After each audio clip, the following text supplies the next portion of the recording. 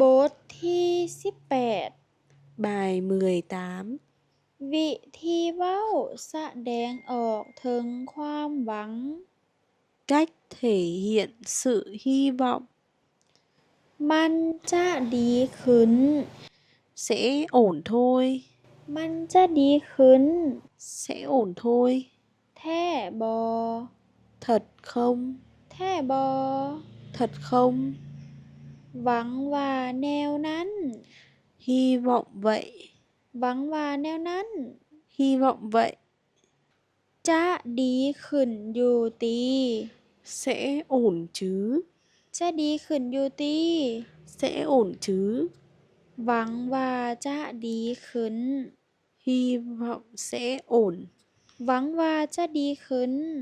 hy vọng sẽ ổn ແນ່ນອນຈະດີຂຶ້ນ chắc chắn chứ ແນ່ນອນຈະດີຂຶ້ນ